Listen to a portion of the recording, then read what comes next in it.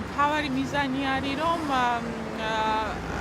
ის ხალხმოძულე კამპანია, რაც პრინციპში დაწყებული აქვს საპატრიარქოს, ის გავაპროტესტოთ, იმიტომ რომ არაერთი განცხადება გვახსოვს პატრიარქის, სადაც ის ქალების მიმართ სიზურვის წაახალისებს. ვიტყოდი, რომ ეს არის განსაკუთრებული საფრთხის შემცველი და ამიტომ ვაპროტესტებთ.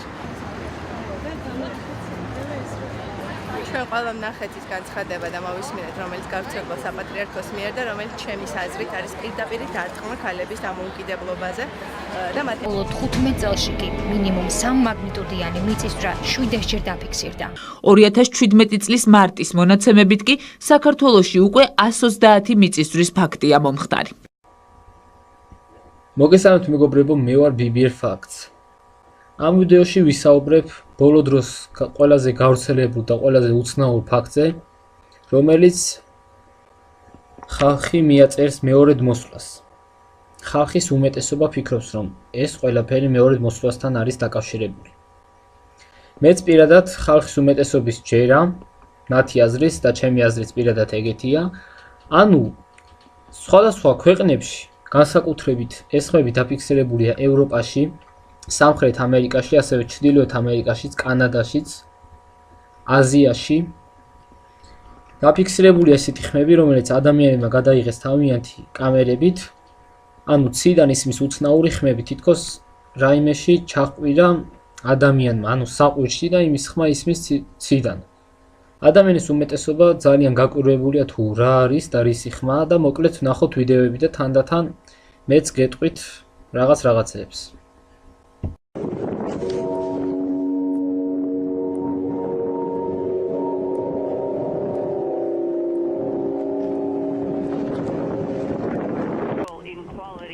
ეს ვიდეო 2012 წელს კანადაშია გადაღებული. ალბათ ყველას გესმით უცნაური ხმები, რომელიც ვიდეოშია, ეს ყველაფერი ხმები ისმის ციდან. ეს ხმა არის საყვირის ხმა. მოკლედ, ეხლა გეტყვით თუ რატომ არის ეს ყველაფერი დაკავშირებული მეორედ მოსვლასთან და უფლის ანგელოზებთან. ეს ანგელოზები არიან 7. ბიბლიაში წერია სულ ბოლო თავზე იონეს გამოცხადებაში, სადაც უფლის 7 ანგელოზი კარგად არის აღწერილი და ძალიან ხშირად არის ნახსენები და ასევე მათი საყვირებიც, რომლებსაც მეორედ მოსვლის მოახლოებისთანავე ჩაჰბერავენ.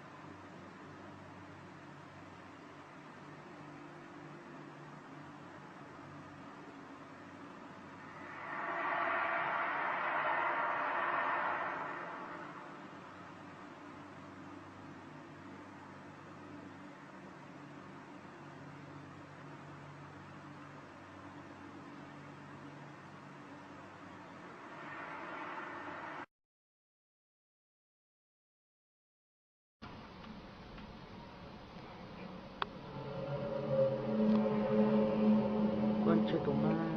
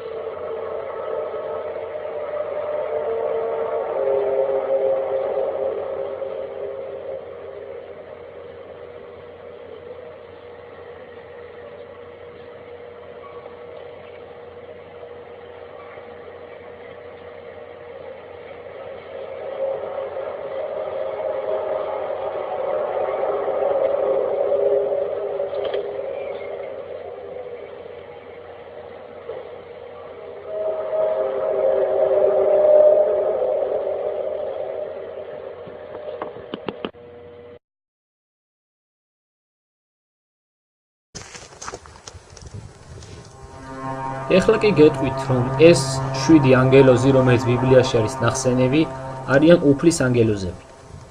ხალხის უმეტეს ნაწილს სჯერა, რომ ეს ხმები ისმის სწორედ იმის გამო, რომ მოახლოებულია მეორედ მოსვლა.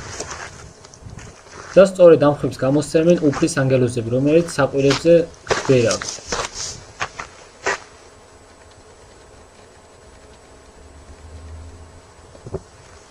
ამ უცნაურ ფაქტებზე მეცნიერებსაც კი არ აქვთ ახსნა.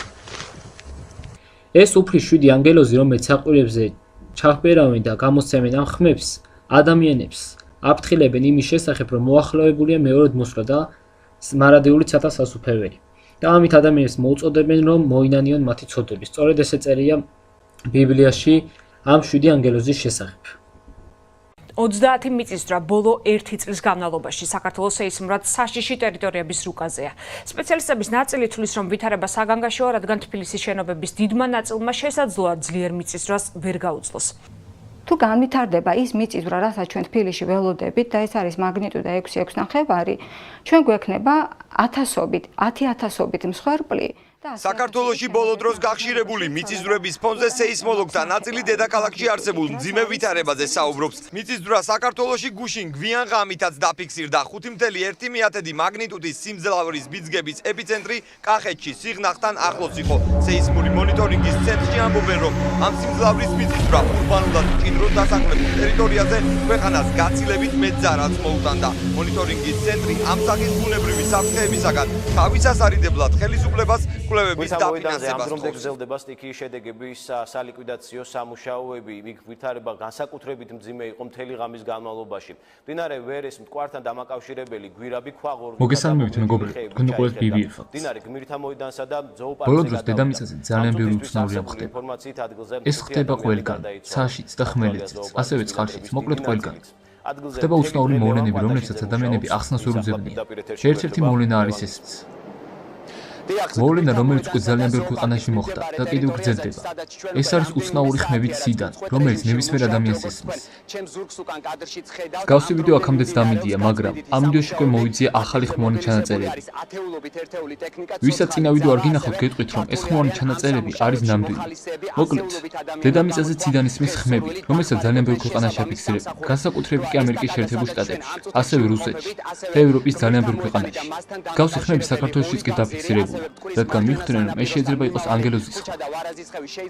და სწორედ ამის გამო ამაზე ძალიან ბევრი ადამიანი გადავიდა. ანგელოზის ხმა უბრალოდ არ მოუფიქრებიათ. მსგავსი რამ ბიბლიაშიც არის დაწერილი. როგორც წეგან გითხარით, ზუსტად მსგავსი სიტუაცია არის აღწერილი ბიბლიაში, იოანეს გამოცხადებაში, რომელსაც იგივე აპოკალიფსი ქვია, ან უბრალოდ მეორედ მოსვლა. იქ ზუსტად წერია თუ რა მოხდება დედამიწაზე მეორედ მოსვლის ჟამს და უბრალოდ მაქამდეც. ერთ-ერთი კი არის ეს, ანგელოზების ხმა ციდან, რომელსაც საყვირებით გამოსცემენ.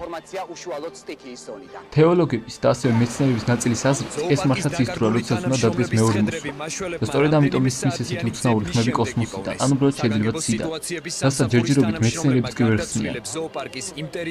მაგალითად, იოანეს გამოცხადების მერვე თავის მეორე აბზაცზე წერია: დავიხილე 7 ანგელოზი, რომლებიც იძმიან ღმერთის წინაშე და მიეცა მათ 7 საყვერი. იოანეს გამოცხადებაში იგი სწორედ ამაზე საუბრობს. თუ რა მოხდება დედამიწაზე, როდესაც 7 ანგელოზი საყვეს ჩაბერავს. ბიბლიაში ის სიტუაცია, როდესაც 7 ანგელოზი საყვეს ჩაბერავს, ძალიან დეტალურადაა აღწერილი. და არის აღწერილი გრამოვ ამბლოს დედამიწაზე და ზოგადად ადამიანებს. თითოეულ ჩაბერვაზე დედამიწაზე ძალიან ბევრი საშინელი რამ მოხდება, რომელსაც მხოლოდ ღმერთის წინაშე კარგად ყოფი ადამიანები გადაურჩებიან. ზოოპარკის პარალელურად მოკლედ მეგობრებო, ეს იყო პატარა ინფორმაცია. ახლა კი მოგასმენთ ხმებს, რომლებიც მართლაც დააფიქსირეს. ეს ხმები მონტაჟის ან რაიმე ადამიანის ნაყოფი არ არის, უბრალოდ ეს არის ნამდვილი, რომელიც მართლაც დააფიქსირეს, რადგან ამ ხმებს ძალიან დიდი ხნის განმავლობაში იყვნენ ექსპერტები. და უკვე ისინი იმაზე მოიხსნა, რომ ეს მართლაც ანგელოზების ხმებია. მაშასე წევრები, რომლებიც ინფორმაციას უშუალოდ მერისგან იღებდნენ. ზოოპარკსა და მიმდებარე ტერიტორიაზე გაწმენდითი სამუშაოები მთელი დღის განმავლობაში მიმდინარეობდა. სპეცტექნიკის საშუალებით გმირთა მოედნიდან გატანილი იქნა ნაშალი მასალა, თუმცა მოძრაობის აღდგენა ვერ მოხერხდა. მოხალისეებთან ერთად სამუშაოებში ჩაერთვნენ პარლამენტარებიც. სტიქიის შედეგად ზოოპარკსა და მიმდებარე ტერიტორიაზე სულ 5 ადამიანის ცხედარი იქნა ნაპოვნი. ტრაგიკულად დაღუპული მოქალაქეების სულის მოსახსენიებელი პანაშვიდი გმირთა მემორიალთან პატრიარქმა გადაიხადა და დაღუპულების ოჯახებს მოუსწრა. უხინალების გამო მასშტაბური მეწყერი ჩამოწვა წყნეთი ბეთანიის გზაზე. სამაგლოს მთის ფერდობი თითქმისრულად ჩამოიშალა. ბეთანიისკენ მიმავალი გზის 700 მეტრიანი მონაკვეთი განადგურდა. არის მსხვერპლი, გარდაიცვალა ერთი მამაკაცი და შორდა 4 მოქალაქე. რთული გეოლოგიური მდგომარეობის გზამოგზის აღდგენითი სამუშაოები ჯერ არ მიმდინარეობს ინფრასტრუქტურის სამინისტრო მეცნიერების დასკვნას ელოდება. გარესამყაროს არის მოწყვეტილი ახალდაბა. განადგურებულია 50 მეტრამდე გზის მონაკვეთი. გზის დანარჩენ ნაწილზე მიმდინარეობს გაწმენდითი სამუშაოები, მობილიზებულია ადგილზე სპეციალური ტექნიკა. ახალდაბრიდან ქალებისა და მცირეწლოვანი ბავშვების ევაკუაციას სასახლებაში ამ დრომდე რჩება 180-მდე მოქალაქე. პატარმე ეწოდებათ ელექტროენერგია და ბუნებრივი აირი, წყალი და საგრაფიკი ახალდაბრის მადლობ ჩინადა საქმეთა სამინისტროს რომ ჩამოგვიყვანა. მთელი ღამეა ცდილობდით გადმოსვლას, მაგრამ არ იყო გზა ჩაკეტილი და ჩამოგვიყვანა თბილისში და ჯანმრთელად და მშვიდობით კი. პრაქტიკულად შეუძლებელია დღეს მუშაობის დაწყება და პროცესის გაწევა განაცხადაში და სერიოზული პრობლემები მოაწყვეს და პირიქით დინარებერა კიდევ ერთხელ დამატებით შეინიციატივები უბრალოდ ეხლა მოხდება კიდევ ერთხელ დაკვალიერება, რომ არ მოხდეს ის რაც უხერხდა. თუმცა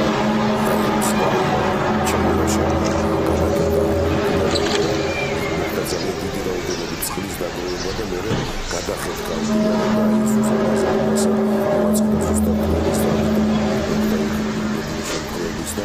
საქართველოს დანგრევის ძირითადი საფუძველის როგორც საქართველოში მონიტორინგის შედეგად არამედაში მცირე მეწარმეები დაზარალდა. საქართველოში გამთენიისას კიდევ ერთი მიწისძვრა დაფიქსირდა შემთხვევა წალკის რაიონში სოფელ ფარავანში მოხდა. ამ ტერიტორიაზე მოგვიანებით ბიძგი კვლავ განმეორდა. მონიტორინგის ცენტრში აცხადებენ, რომ მიწისძვრის ფიძგები 2.9-დან 3.7 მაგნიტუდამდე მერყეობდა. გუნდზე არკვევდა დღეს როგორია სეისმოლოგთა გრძელვადიანი პროგნოზი კავკასიის რეგიონის სეისმოაქტივებაზე. ეს არის პროცესი, რომელიც მილიარდი, მილიონობით წლის განმავლობაში მიმდინარეობს. თქვენ ამას ვერ გააჩნიათ, კაცობრიობას ვერ გააჩნიათ. გამთენიისას საქართველოში კიდევ მიწისძვრა მოხდა. მოგვიანებით მიწისქვეშა ბიძგები რამდენიმე წუთის ინტერვალით განმეორდა. შემთხვევა თბილისიდან დაახლოებით 60 კილომეტრში, ქალაქ წალკაში დაფიქსირდა. ჩვენი დროით დილის 5 საათსა და 24 წუთზე დაფიქსირდა მიწისძვრა მოსახლეობისთვის პირველი 3.7 მაგნიტუდით, მეორე 3.0 და მესამე 2.9. 2016 წელს საქართველოს მასშტაბით 3 და 3-ზე მეტი მაგნიტუდის მიწისძვრის დაახლოებით 30 ფაქტი დაფიქსირდა. აქედან 16 ჯავახეთზე მოდის, რომელიც საქართველოში სეისმურად ერთ-ერთი ყველაზე აქტიური ზონაა. ჯავახეთის ზეგანი ეს არის რაჭა. პერიოდულად ხან ერთი არის უფრო აქტიური, ხან მეორე. ამ ბოლო დროს უფრო დიდი აქტივობა სწორედ ჯავახეთის ზეგანზე დაიკვირვება. გასულ წელს შეიმჩნეოდა, ასე ვთქვათ, შედარებით უფრო ძლიერი მიწისძვრები ჯავახეთის ზეგანზე. პატარა ბიძგები კი არსებობს თბილისთან ახლოს. ეს ძველი ეპიცენტრული კერა, სხვათა შორის ადრე თბილისში რაც მოხდა მიწისძვრის კერაში. სეისმური მონიტორინგის ცენტრში აცხადებენ, რომ საქართველოს სეისმურად აქტიური ზონაა. მიწისძვრების შემთხვევებიც აქედან გამომდინარეობს. არსებობს ალბათური რუქები, რომლის მიხედვითაც სეისმოლოგები საქართველოს რამდენიმე რეგიონში მიწისძვრის ფაქტებზე წინასწარ პროგნოზირებენ. იმდენად კომპლექსური მოვლენაა, იმდენად მრავალი პარამეტრი არის საჭირო, რომ გაითვალისწინოთ მიწისძვრის ხმოვანებასთან დაკავშირებით. ამას მოდელირებაც ძალიან რთულია და შესაბამისად პროგნოზირებაც ძალიან დიდ უზუსტობებთან არის დაკავშირებული. ალბათური რუკებისგან გამომდინარე, გეუბნებით, რომ ჯავახეთზე აუცილებლად მოხდება მიწისძვრა. კავკასიონის თქვათ აი ამ დაწოლის რეგიონში, სადაც არის თქვათ კავკასიონი, დიდი კავკასიონი, აქ აუცილებლად მოხდება მიწისძვრა, იმისი ტექტონიკური პირობებიდან გამომდინარე. უახლესი ისტორიის განმავლობაში საქართველოში ყველაზე მაღალი მაგნიტუდის მიწისძვრა 2004 წელს დედაქალაქში დაფიქსირდა. 2017 წლის მარტის მონაცემებით კი საქართველოში უკვე 130 მიწისძვრის ფაქტია მომხდარი. მეოთხე დღეს სტიქიიდან დარიალის ხეობაში მეწყერის ქვეშ მოყოლილი 3 სატვირთო მანქანა იპოვეს. ერთ-ერთ სატრანსპორტო საშუალებას კაბინა მოწყვეტილი აქვს. ბოლო მონაცემებით სტიქიური უბედურების შედეგად 7 ადამიანია დაკარგული, მათ შორის 1 საქართველოს მოქალაქე. მათ მოსაძებნად ხეობაში სამძებრო სამაშველო სამუშაოები ამ წუთებშიც მიმდინარეობს, თუმცა ადგილზე მობილიზებულ ბრიგადებს უამინდობა ხელს უშლის. სტიქიის ზონაში ძლიერი ქარია. უამინდობა აჭარაში, იმერეთსა და სამეგრელოშიც გადაუღებელი წვიმების გამო სამტრედიის და ბაღდადის რაიონის სოფლებში წაღებულია ხიდები, ჩამოწვა მეწყერი. სტიქია ვანშიც დატბორილია რამდენიმე სოფელი. საცხოვრებელი სახლების პირველ სართულებში მთლიანად წყალი დგას. ანალოგიური სიტუაცია ჭალადიდში, იქ უკვე მესამე დღეა გადაუღებლად წვიმს.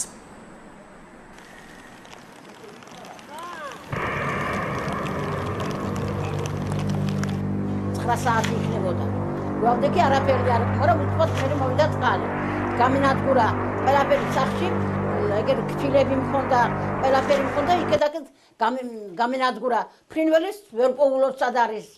სად არიან არაფერი არ ვიცი. აქეთ სახლიდან გეიტანა ყველაფერი და წაღებულია რაღაცა.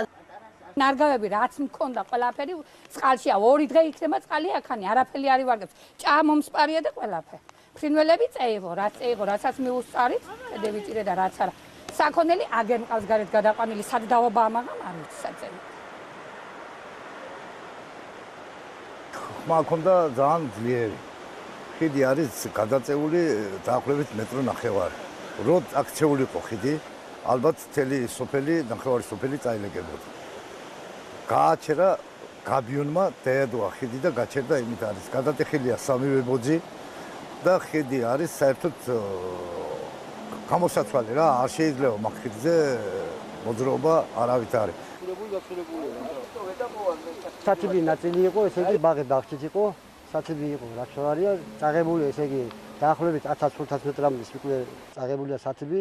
გზის სავალი ნაწილი, ესე იგი 14-დან აღარ მიდის, რაღაც სამანქანები და რაღაც ფეხით სასწავლო ბილიკი. გაზგან, შემოახედით, საკიდაკარი, დამპალიბა. ამაში ყავს, აღსატარში გამოაწეს, ბავშვებს აკობინეთ თუ რა, არ ვიცი, როდი ჩამომეკრება და თავზე დაინგრება ბაღანები.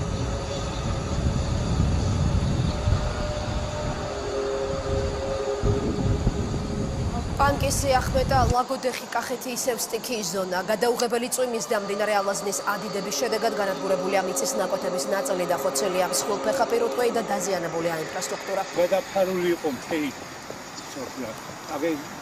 ბოლოში აი თავზე პანკისის ხეობაში მოსახლეობა სტიქიას საკუთარი ძალებით ებრძვის. მთლიანად განადგურებულია ნათესები. ნაკვეთები ამ დრომდე წყლით არის დაფარული. მოსახლეობა დახმარებას ითხოვს. ყველაფერი წყალს აქვს წაღებული მოსავალი ხალხის. რაც უნდა მიიღო, აღარ არის ფაქტიურად. თითქოს გაფუჭებულია, მეტი წილი გაფუჭებულია. ამხელაფული წყალში ჩამოდარა. ადიდებულმა მდინარე ალაზანმა ახმეტის რაიონის სოფელ ქვემოალვანში ცხრის ფარა გაიტაცა. დახოცილია შინაური ფრინველიც. ძიბახევში მდინარე მხიდი წაიღო, რის გამოც ბაწარასა და ხადორის ხეობა რაიონულ ცენტრს არის მოწყვეტილი.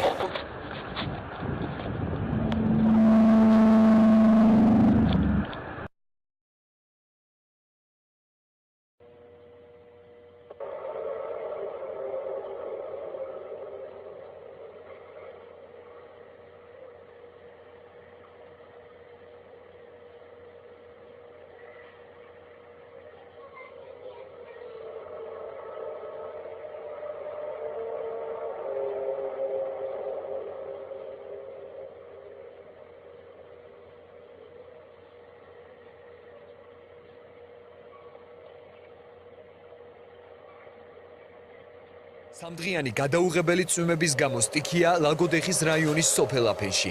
მდინარე ალაზანი კალაპოტიდან გადმოვიდა. წყალმა 70 ჰექტრამდე საზამთროსა და ნესვის ბაღები გაანადგურა. დაიტბორა ვენახებიც.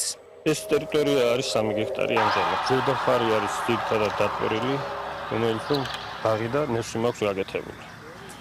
დიდი ზარალი არის. ვენახებია საშინელ მდგომარეობაში. პირველ მავთულზე დაახლოებით 40 სანტიმეტრი წყალი ამოწეული. მესრევაზე ვიყავით გამოსვლის დროს. ვეღარვას წყალი მოგდევდა ფეხებში. მდინარე ალაზნის ადიდების გამო სოფლის მეორე მხარეს დარჩა მსხვილფეხა პირუტყვი. მოსახლეობა სტიქიის ზონაში დახმარებას ითხოვს. გარშემო უცბად წყალი მოვიდა და დარჩა წყალში. სულ წყალში ასახული. სადმე უნდა გაიყენო ახლა. ვიძვა ტრაქტორი ისე უკა. გაიქნება არ ვიცი. წვიმისგან მიყენებულ ზარალს ადგილობრივი ხელისუფლების განცხადებით სპეციალური კომისია დაითვლის, რომელიც უკვე შექმნილია. ძალიან დიდი მდინარე მოდის და ჩვენ მოძიერი ვართ, რომ რამე გავაკეთოთ. ველოდები დაახლოებით 1 საათში მობრძანდება მინისტრს მოადგილე სოფლის მეურნეობის. აქ ადგილზე ერთად დავათვალიერებთ ტერიტორიებს და იმის მიხედვით მივიღებთ გადაწყვეტილებებს. სინოპტიკოსების პროგნოზით უამინდობა საქართველოში 16 მაისამდე გაგრძელდება. სტიქია დასავლეთ საქართველოში გადაუღებელი წვიმის შედეგად მძიმე მდგომარეობაა ბაქოში, სადაც აქტიურია საცხოვრებელი სახლები, ჯერში წყლის მოდარაჯე სახელმწიფო და სამაშველო სამსახურების სრული მობილიზაციის მიუხედავად ღამის განმავლობაში ბრიგადები გამოძახებებს ვერ აუდიოდნენ. მერიაში საგანგებო შტაბი მოქმედებს საკოკისპირულ წვიმას 4-ბალიანი შტორმით დაერთო. შედარებით გაუმჯობეს და ვითარება ბოჭი, სადაც წყლის დონე მკლება დაიწყო.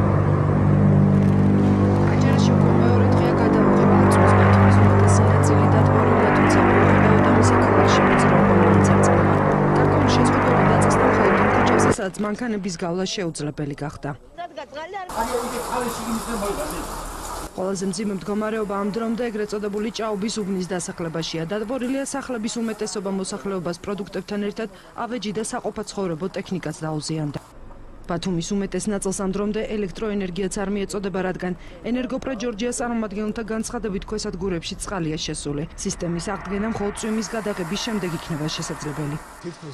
ქიის გამო ჩამოწოლილი მეწყერის შედეგად 1 ადამიანი დაშავდა. ხულოში, ხელვაჩაურს, ქობულეთსა და სარფში დაზიანებულია რამდენიმე ხიდი და სოფლების დამაკავშირებელი გზები. რამდენიმე ადგილას მეწყერი ჩამოწვა. კავკასიონის მთები ვულკანური ამოფრქვევების შედეგად გაჩნდა. ეს მრავალი მილიონი წლის წინ მოხდა. ბევრი ვულკანი ჩაქრა, მაგრამ იალბუზზე დღემდე არსებობს ადგილი, სადაც პერიოდულად ორთქლისა და ცხელი წყლის ამოფრქვევა ხდება. ეს კი მეცნიერთა აზრით ვულკანის მომასწავებელია, თუმცა როდის შეიძლება ამოიფრქვეს ვულკანი კავკასიონის მთათა სისტემაზე, ძნელი გამოსათვლელია. იალბუზზე, იალბუზის კალთებზე აბრალებიდან დროდადრო ამოწესდა წყლის ელექტრული სპეციალისტის სახის აღება. ვულკანური ამოფრქვევა რამდენიმე კვირის წინ აზერბაიჯანში მოხდა, რასაც მეცნიერები 35 წელი მოელოდნენ. ყოველ ვულკანურ ამოფრქვევას წინ მიწის რყევები და ბუნებრივი კატაკლიზმები ახასიათებს. საქართველოს კი სეისმურად აქტიურ ზონაშია. თბილისიც ვულკანურ ქანებზე მდებარეობს, სადაც ახლა დედაქალაქია გაშენებული 40 მილიონი წლის წინ ზღვა იყო და ვულკანური ამოფრქვევებიც წყალქვეშ ხდებოდა. დედამიწის წიაღში არის სითბოს დიდი რაოდენობა და აი ამ სითბოს ფაქტზე დედამიწის შინაგანი, დედამიწის წიაღი მუდმივ მოძრაობაშია, მუდმივ განვითარებაშია და ეს მოძრაობა იწვევს უკვე დედამიწის ზედაპირზე მოწოდებული ლითოსფერული ფილების მოძრაობას. აი ეს ყველაფერი შეიძლება ვთქვათ, რომ ერთიანი პროცესია და ვულკანიზმის და მიწისძვრაც აი ამ პროცესებთანაა დაკავშირებული. ყველაზე მეტი ჩამქრალი ვულკანი ამიერკავკასიაში სომხეთის ტერიტორიაზე მდებარეობს. ვულკანი კი ორნაირია. პირველი, როდესაც კრატერიდან ლავა ამოიფრქვევა და მეორე, როდესაც კრატერიდან ტალახი, თერმული წყლები და ცხელი ჰაერი ამოდის. მეორე სახის ვულკანი საქართველოში გურჯაანში მდებარეობს. ახტალის ტალახი სამკურნალო თვისებისაა. მისი აქტივობა პერიოდულად იცვლება. ტალახი მიწიდან ხან აქტიურად, ხანაც კი ნაკლებად აქტიურად ამოდის.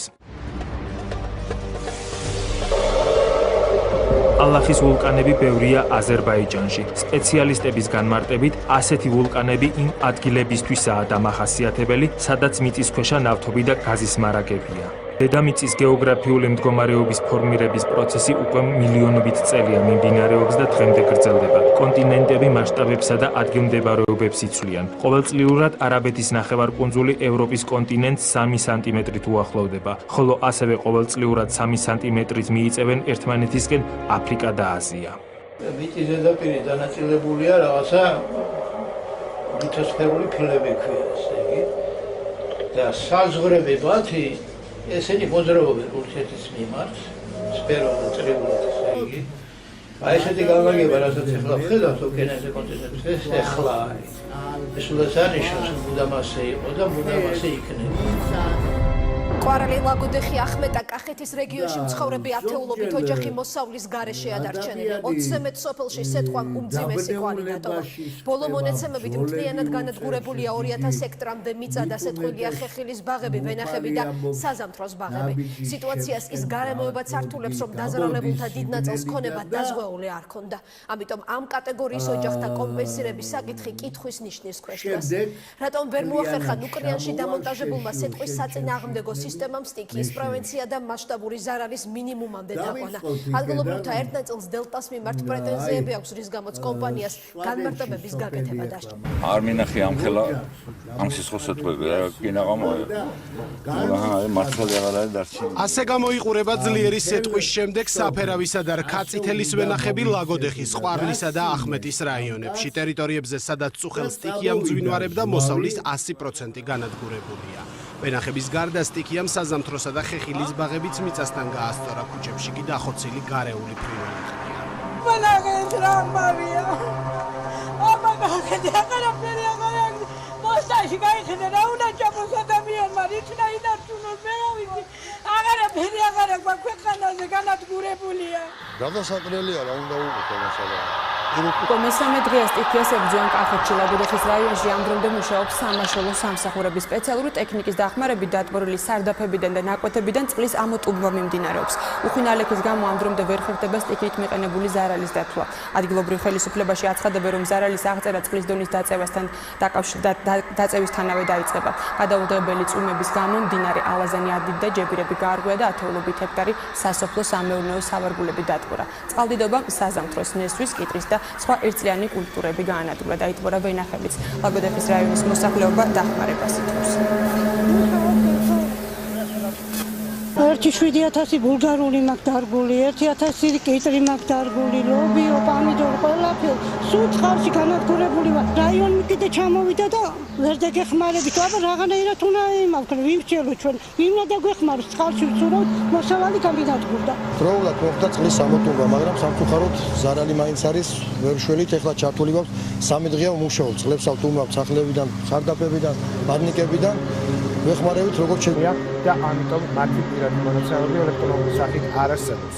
ვერ იღებენ პენსიას, სოციალურ დახმარებას, ვერ ტოვებენ ქვეყანას, მოკლედ უარის თქმა უწევთ ბევრ საინტერესო წინადადებას და ეს იმიტომ რომ მათ ნივთიური ხეცის ეშინიათ. ქეთი ბრაჭული აგვიხსნის რას ინახავს მულტიფუნქციური ID თუ ალტერნატიული ბარათის რიგში მდგომების სიუჟეტის შემდეგ მაინც გადაწყვეტ რომ ID ბარათი 15-დან 29 აპრილის ჩათვლით პირადობის მოწმობას უფასოდ დაგმზადებენ. აქცია საქართველოს ყველა მოქალაქეზე ვრცელდება, ვისაც გეშინიათ და ვისაც არ გეშინიათ.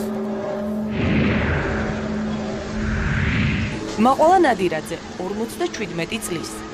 ვერ იღებს პენსიას, ვერ იწყებს მუშაობას, ვერ იხდის გადასახადებს. პროცენტი ჰქონდა შესატანი ბანკში და უარი მითხრა მოლარი აპარატმა. ირაკლი წამალაშვილი 18 წლის. ვერ აგრძელებს სწავლას უმაღლესში. ვერ იწყებს სამსახურს, ვერ ტოვებს ქვეყნის საზღვრებს. მე რო ეხლა მოვიდო მუსიკაზე ჩაბარება, ვერ ჩავაბარებ. მარიამ ხვინგია 33 წლის. მისი შვილი ვერ ტოვებს ქვეყანას. ვერ მონაწილეობს საერთაშორისო სპორტულ შეჯიბრებებში. სავარაუდოდ შეექმნება სკოლის დამთავრების პრობლემა. სკოლას ელემენტარულად ვერ დამთავრებს და უკვე წინ სულას და წარმატებას უკვე ფაქტიურად ალბათ ოცნებაშიც აღარ გვექნება. ამ ადამიანების განსხვავებულ პრობლემებს საერთო მიზეზი აქვს. არც ერთ მათგანს არ აქვს პირადობის დამადასტურებელი მოწმობა.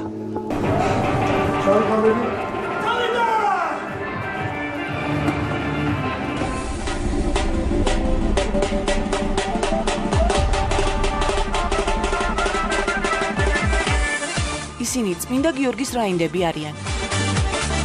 კიოკუში კარატის ამომავალი ვარსკვლავები.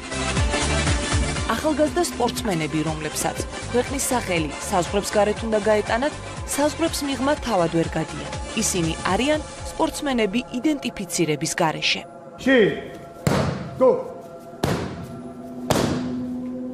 კავკასიის ჩემპიონი, ორგზის და საქართველოს სამგზის ჩემპიონი. კიდე? და ვერ წავიდა პოლონეთში ევროპის ჩემპიონატზე პასპორტის უკავლობის გამო. წავიდა.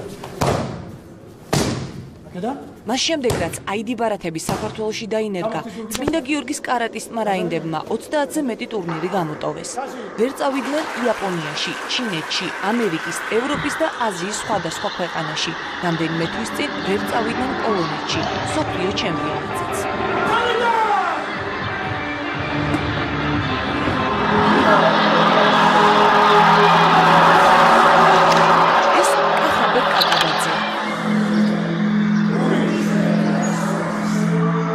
მასწავლებელი, რომელიც სპორტსმენების ფიზიკურ და სულიერ აღზრდაზე თანაბრად ზრუნავს.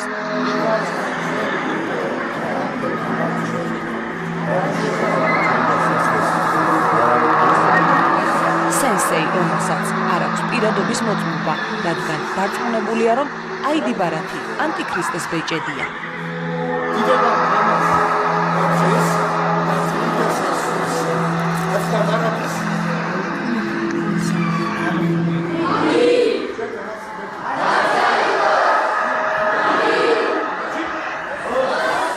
ID ბარათი თვითონ კი არ არის ანტიქრისტეს ბეჭედი. ID ბარათის სურათის გადაღების დროს, ბიომეტრიული სურათის გადაღების დროს რობოტ აპარატთან ხდება ანტიქრისტეს ბეჭდის სტრიქების დასმა შუბზე.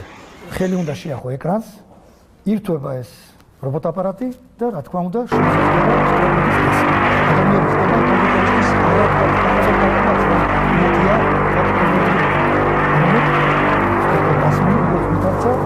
მარგანის პაჩკანს ნიკერსი. ფიგურული მირჩევნია ID ბარათის აღებას. ID ბარათისგან განდგომა უალტერნატივო გადაწყვეტილებაა მამა ბასილ ახვლედიანისთვისაც. მის ძველ ლამინირებულ მოწმობას მალე დრო ამოეწურება და ის სავარაუდოდ პირადობის და საცხოვრებლის გარეშე დარჩება. ქუჩაში დარჩება. მოკლედ ბანკინგებად სამი შეძენილი. მაგრამ იმას პრობლემაში გადაგედეს ჩვეულებრივი გადაწყვეტილება არის. წავალ სადღაც შევეკედლები ვიღაცას წავალ, სადღაც გადავალ. მამა ბასილი ფიქრობს, რომ ID ბარათი არაა ანტიქრისტეს ბეჭედი, თუმცა ეს არის ეგრეთ წოდებული რეპეტიცია ბეჭდის დასმამდე და ადამიანების ტოტალური კონტროლის მცდელობა. ID ბარათი, მე ასე ჩემი სიტყვებით ვეძახი ხოლმე, ეს არის ანესთეზია დიდი ოპერაციის წინ და ოპერაცია, რომლის დროსაც შეიძლება ადამიანს კიდურები მოაჭრან. ID ბარათი, რომ მივადოთ ჩვენ წამკითხველთან და იმისთვის, რომ კონტაქტი შედგეს, ამისთვის საჭიროა გასაღები. და ეს გასაღები არის 666. ვისაც გსურთ ალტერნატიული საბუთები, თქო ხელის აწევი მორწმუნეები ხელს მაღლა წევენ და საკუთარი მარჯვენით უარყოფენ ID ბარათს. მოძღვარი მრევლს ხშირ შემთხვევაში პირადობის მოწმობის აღებას არც ურჩევს და არც უკრძალავს. გინდათ რა ვისა გქონდეთ? ნუ ეს მე ვამბობ, ვისაც გინდათ გქონდეთ ჩიპიანი ბარათები, იმათ აციეთ ხელი. მრევლის ნაწილი მაინც განერიდება ჩიპიან მოწმობას. ისინი კი ვინც ID ბარათს საკუთარი სურვილის საწინააღმდეგოდ იღებენ, ამის შესახებ ახსარებას ფურცელზე წერენ. ფურცელს წვავენ და სოდვას ასე ინარჩუნებენ.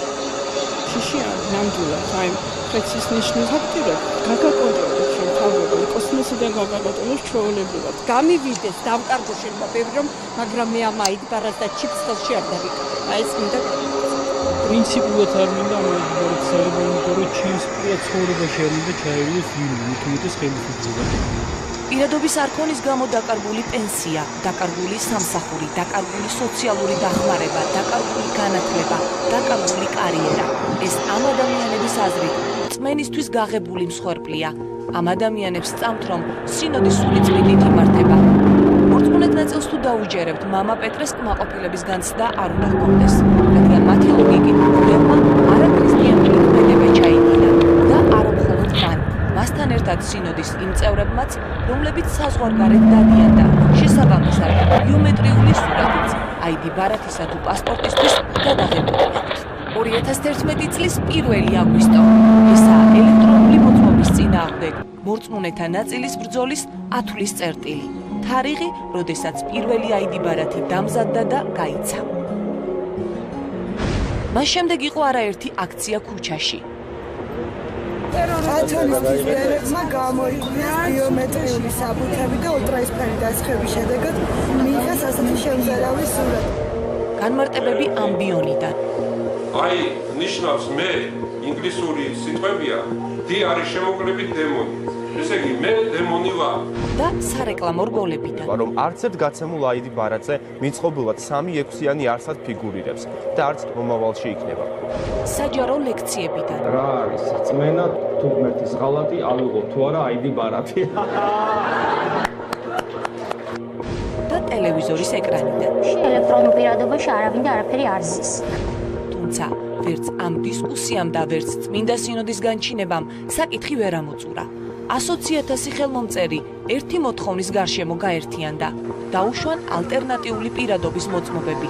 რამდენიმე მოქალაქემ ID ბარათის აღების სავალდებულო წესი სასამართლოში გააპროტესტა და ორი ინსტანცია იუსტიციის სამინისტროს მოუგო. ერთადერთი პრეცედენტი დაიშვა, რომ სასამართლოს პერიოდში, პროცესში 6 თვის მანძილზე შეუძლიათ რომ ეს მისცენ ასე ვთქვათ ესეთი საბუთი. ევროპაში უჩიტო საბუთებს იღებენ, შეიძლება არის იტალიაში, მაგრამ შემოკლების უჩიტო საბუთი. უკრაინაში შეიძლება საიდენტიფიკაციო ნომრის გარშეც კი არსებობს ესეთი საბუთი. მაგრამ აქ რატომღაც ყველაზე მეტად დამსრობილი არის ჩვენი მოქალაქე. უნდა მოიძებნოს ალტერნატიული გზა იმისთვის, რომ საკმაოდ დიდი ჯგუფი ადამიანების არ დარჩეს სერვისების გარეშე და ამაზე მზად ვართ ჩვენ, რომ იუსტიციის სამინისტროსთან ერთად და სხვა უწყებებთან ერთად ვიფიქროთ ამ საკითხის გადაწყვეტას. ეს უკვე ბოლოცნობაა სახელისუფლებო ფლანგიდან. როგორც ჩანს, მართველი გუნდი პირადობის მოწმობის გარეშე დარჩენილ მოქალაქეებზე დაფიქრდა. სავარაუდოდ, მალე გადაწყდება იქნებიან თუ არა ადამიანები საკუთარ არჩევანში თავისუფლები და ექნება თუ არა ID ბარათს ფურცლის ალტერნატივა. მე ვიცი რომ დაინტერესებული ისე ცოტა ხნის მქონდა მასთან კომუნიკაციის სწორედ ამ თემით იყო დაინტერესებული. ჩვენ ველოდებით სასამართლოს არსებით განხილვას და შემდეგ დაველოდებით მოულოდნელს. ვიდრე მთავრობა ფიქრობს, მოქალაქეთა ნაწილს აინტერესებს. იმალება თუ არა ID ბარათზე დატანილი ხილული ინფორმაციის მიღმა ფარული მონაცემები. რას ინახავს ჩიპი და არის თუ არა ID ბარათი ჯოჯოხეთის ბილეთი. ID ბარათის ასაღებად საჭიროა 3 ცალი ბიომეტრიული ფოტოსურათი. საერთაშორისო სტანდარტების მქონე ბიომეტრიული ფოტოს გადაღება მხოლოდ ასე ჯიხურებში შესაძლებელი. შესაბამისად, სხვაგან გადაღებული ფოტოსურათი ID ბარათის აღების დროს არ გამოიყენება. იქ არის ხეთი სახელი გაკეთებული.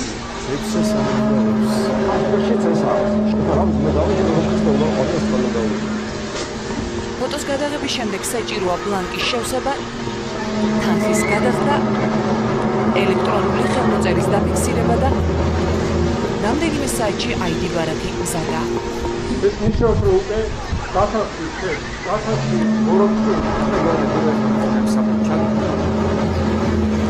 და გაებიჩი თომახში.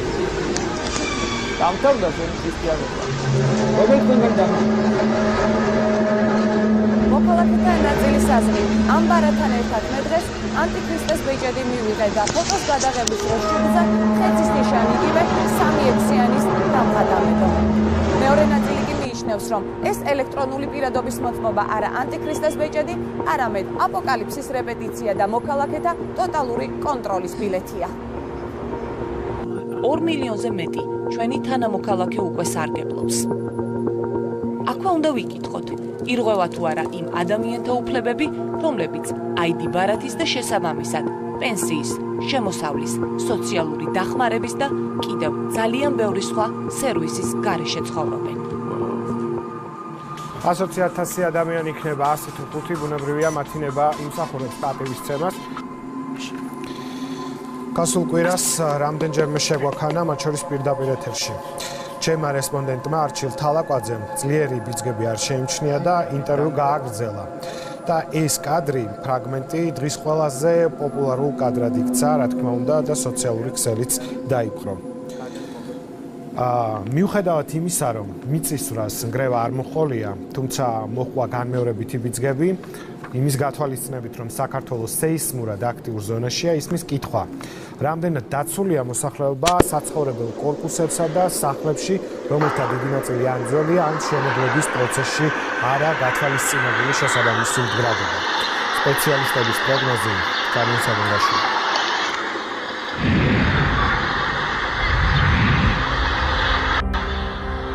როცა დედამიწის ქანებში დიდი ხნის დაგროვილი ენერგია განკვერთვას იწყებს, მიწა იწვის.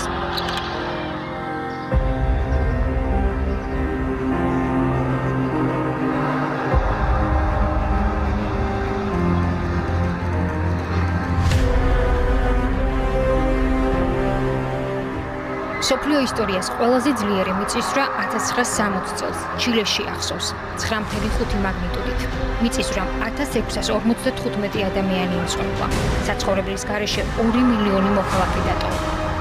ქვეყანა 550 მილიონი დოლარით აზარალა. 2 დღის შემდეგ კი ვულკანი გაააქტიურა.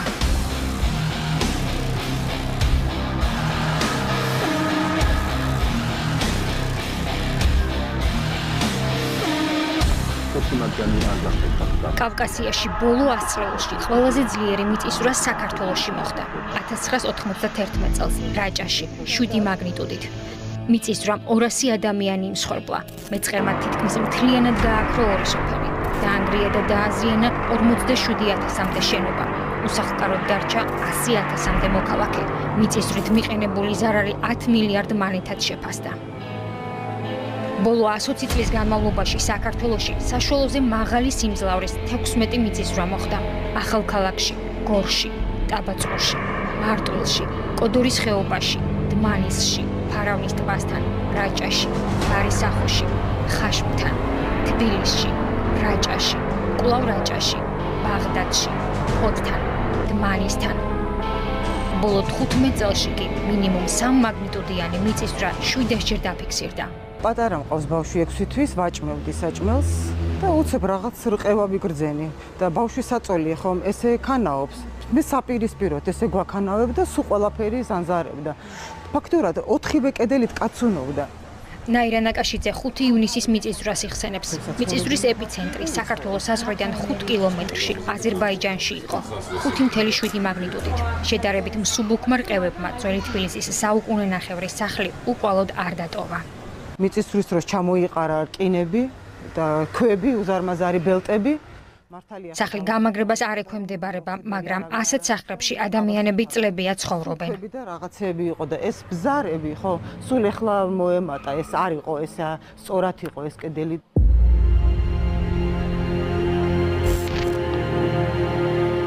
ქალაქში ათასობით ავარიული სახლია. ცალკეული შენობების მდგომარეობა ძირითადად შეუსწავლელია და მათ მდგრადობას ხშირად მხოლოდ მიწისძვრა აფასებს.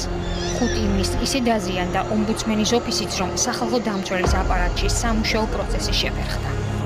აზერბაიჯანის როდის რა სიმძლავრის მიწისძვრა შეიძლება მოხდეს, ამას სეისმოლოგები მხოლოდ საუკუნეებიანი ცდომილებით პროგნოზირებენ. თბილისში 6 მაგნიტუდას, მცხეთაში კი კიდევ უფრო ძლიერ მიწისძვრას ელოდებიან. შესწავლილია, რა სოციალური და ეკონომიკური ზარალი შეიძლება გამოიწვიოს დედაქალაქში ასეთმა მიწისძვრამ. დაახლოებით 25,000-მდე შენობა ღებულობს მე-4-მე-5 ხარისხის დაზიანებას, რაც ნიშნავს პრაქტიკულად შენობების სრულ ნგრევას და გაცილებით მეტი ღებულობს მესამე კატეგორიის დაზიანებას, რომელიც აგრეთვე სერიოზულ ეკონომიკურ ზარალს იძლევა. მსხვერპლმა გადააჭარბა 10,000. დეტალური კვლევები ამ ციფრებს მხოლოდ გაზრდის. გასული საუკუნის 50-იან წლებამდე აშენებულ სახლებში სეისმომედეგობა საერთოდ არ არის გათვალისწინებული. შემდეგ 90-იან წლებამდე ქალაქი 7 ბალიან მიწისძვრაზე გათვლით შენდებოდა. მხოლოდ ბოლო 20 წელია სამშენებლო ნორმად 8 ბალი ითვლება. მაგრამ მეცნიერთა დაკვირვებით სტანდარტები შესაძლებელია. ქალაქი დღესაც მცდარი პარამეტრებით შენდება. 1988 წელს საქართველოდან 30 კილომეტრში სპიტაკის მიწისძვრამ აჩვენა, რომ საბჭოთა მშენებლობა უსაფრთხო არ არის. 8-9 ბალიანმა მიწისძვრამ ქალაქი დაანგრია. არის თუ არა გაცილებით უსაფრთხო თანამედროვე მრავალსართულიანი შენობები, მეცნიერებს ამაზე ცალსახა პასუხი არ აქვთ. სპეციალისტები განგაშტეხენ. ამბობენ, რომ თუ სამშენებლო პოლიტიკა არ შეიცვლება, ქალაქი კატასტროფას ვერ აცდება. სამომავლო მშენებლობებთან ერთად შესასწავლია განაშენიანებული ადგილები, გრუნტის შენობათა მდგომარეობის მიხედვით. სადაც ვითარება ვერ გაუმჯობესდება, ტერიტორიები მოსახლეობისგან დასაცლელია. ხანგრძლივადიანი სტრატეგიაა შესამუშავებელი. მაგალითს რა შეიძლება მოხდეს? გვაძლევს 2002 წლის თბილისის მიწისძვრა, რომელიც იყო მხოლოდ და მხოლოდ მაგნიტუდა 4 და 5, რომელიც იყო ძალიან პატარა მიწისძვრა, ფაქტობრივად არც ერთი სკოლა ვარგისი ამ მიწისძვრის შემდეგ არ იყო სწავლის პროცესში შეწყდა და 8 ადამიანი გარდაიცვალა. ეს უკვე საგანგაშო ციფრებია. ჩვენ ვამბობთ და მოვირგოთ ბუნებრივი საფრთხეები ჩვენი ეკონომიური პრობლემებიდან გამომდინარე. ასე ეს არ ხდება. ასე აიღო და ყველა სახლი აშენო. მე როგორც გინდა ისე აშენო. მე სადაც გინდა ისე თქო გარემოში ჩაედიო, არ გამოდის ასე. იმიტომ რომ სინის გაწნა იცის ბუნება. თან ძალიან მაგრად გაგაწნის ამ სივა. გიგმარებენ თქვა სადღაც აი აქ რაღაც ტერიტორიას, უნდა ნახონ რომ აქ გარკვეული რისკ ფაქტორის შემცველი ტერიტორია წყვება. უკეთესად შეისწავლონ, შეიძლება ამ ტერიტორიის საზღვრებმა ცოტათი გადაინაცვლოს. ეს საშიში გეოდინამიკური პროცესების მიხედვით თბილისის და რაიონების რუკაა. დედაქალაქის 20% მაღალი რისკის ზონადაა შეფასებული. ასეთია მაგალითად მამა დავითის, მუცუბიძის, იყალთოსა და ნაძალადევი მახათას თათა ფერდობები. დოკუმენტი დედაქალაქის განახლებული მიწათსარგებლობის გენერალური გეგმის ფარგლებში მომზადდა. მერია რადიკალურ ცვლილებებს არ აპირებს. დედაქალაქის ხელმძღვანელობა მიწისძვრის რისკების შემცირებასთან მიმართებაში საკუთარ პასუხისმგებლობას ძირითადად სამშენებლო მონიტორინგის გაძლიერებაში ხედავს.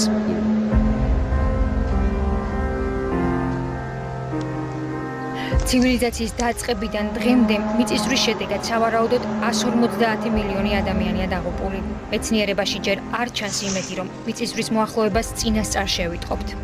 სპეციალისტთა რეკომენდაციით ერთადერთი რისი გაკეთებაც სტიქიასთან მიმართებაში ადამიანს ამ შემთხვევაში ხელისუფლებებს შეუძლიათ ქალაქების სწორად შენებაა.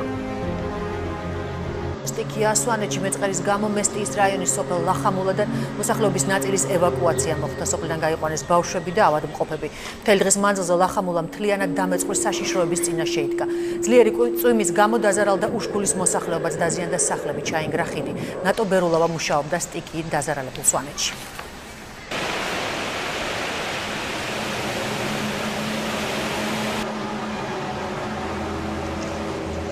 ეს სტიქიის შედეგებია. ზემო სვანეთში მეწყერმა მოსახლეობა ღია ცის ქვეშ დატოვა. ძლიერი წვიმის შედეგად გამოწვეულ მეწყერს სოფელ ლახამულადან ადგილობრივების ევაკუაცია მოყვა. 30-მდე ოჯახი ამ დრომდე მეზობელ სოფლებშია გახიზნული. უამინდობის გამო დასავლეთ საქართველოს თითქმის ყველა რეგიონში პრობლემებია, განსაკუთრებით მძიმე მდგომარეობა გურიის, აჭარის და სამეგრელოს სანაპირო ზოლში. მეწყერი ჩამოწვა მამათი 10 ანას გზაზე, გარეთ სამყაროს მოწყდა 10-მდე სოფელი, დაზიანებულია მაღალი ძაბვის ხაზები. სოფელს ამ დრომდე ელექტროენერგია არ მიეწოდება. მოსავლის გარეშეა დარჩენილი ხობის რაიონის სოფელ ჭალადიდის მოსახლეობა. ძლიერი წვიმის შედეგად მოვარდნილმა წყალმა მთლიანად განადგურა მოსავალი. დახოცილია შინაური ფრინველი და დაბორილია საცხოვრებელი სახლების პირველი სართულები. პრობლემები ჩოლოქის დასახლებაშიც არის. დაიტბორა სახლები, დანგრეულია პირუტყვის ადგომები, მოსახლეობა დახმარებას ითხოვს. დღეს დილიდან გადაუღებლად წვიმდა ფოთშიც, ზღვაზე 5-დან 6 ბალამდე შტორმი იყო, რის გამოც ნავსადგური შეფერხებით მუშაობდა. დაიტბორა ბათუმის რამდენიმე ქუჩაც. მოამბეს სტიქიის ზონიდან კადრებს უკომენტაროდ გთავაზობთ.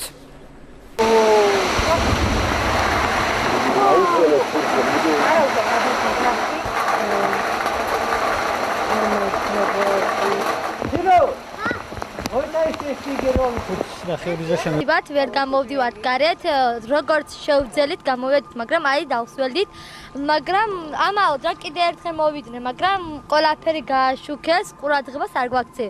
გიხოცა ძალიან ბევრი ფრინველი, ასევე 1-2 ცხოველი და რაღა უნდა გქონდა რაფი.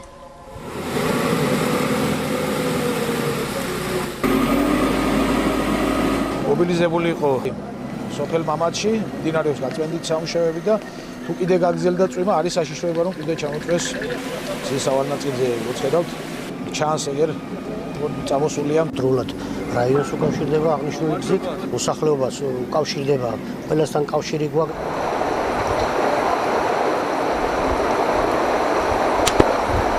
ნახევარი ეზო წაგვართვა ფაქტიურად.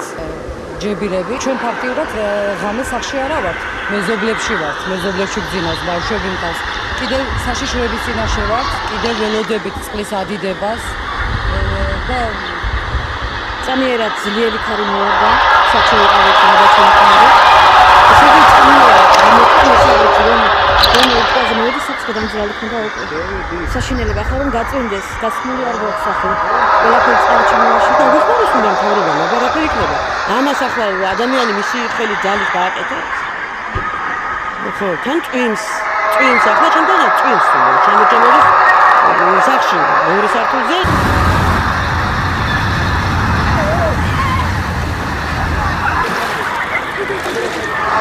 ძალიან უკიდურეს მდგომარეობაშია ხალხი. თელი ზაფხულის განმავლობაში რაც ჰქონდათ ნათესები და შემოსავალი ზაფხულის საზღვრო რომ უნდა მივეპოვოთ, ყველაფერი განადგურებულია. ხალხი იხშობა წყალში, დაეხმარება პირუტყვი, ფრინველი. ძალიან ხოთ დაგვეხმაროთ. ეხლა არის 4-5 ბალიანი ხევა არის, რაზე შეინიშნება, როგორც ასეთი ქალაქში არის სტაბილური მდგომარეობა. უკვე მეორე დღეა დახმარებას ითხოვს მესტიის რაიონის სოფელ მაზერის მოსახლეობა.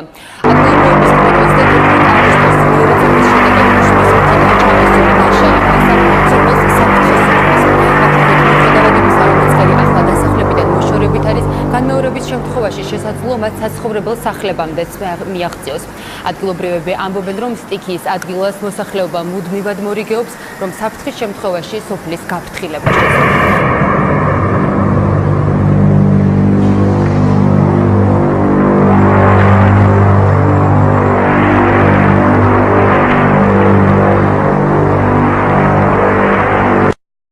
მიწისძვრა საქართველოს აზერბაიჯანის საზღვრიდან 28 კილომეტრში 5.6 მაგნიტუდის სიმძლავრის მიწისძვრა თბილისის დროით 22 საათსა და 40 წუთზე დაფიქსირდა. სეისმური მონიტორინგის ეროვნული ცენტრის ინფორმაციით ეპიცენტრი დედოფლის წყაროს რაიონი იყო. ცენტრში აცხადებენ, რომ პირველადი მონაცემებით თბილისში მიწისძვრის სიმძლავრემ 3.4 მაგნიტუდაში ადგინა. საგანგებო სიტუაციების მართვის სამსახურში კი განმარტავენ, რომ ინფორმაცია გრევის და მსხვერპლის შესახებ არ შესულა. მიწისქვეშა ბიძგები მოგვიანებითაც განმეორდა, თუმცა მისი ეპიცენტრი ამჯერად საქართველოს საზღვრიდან 8 კილომეტრში სომხეთში იყო.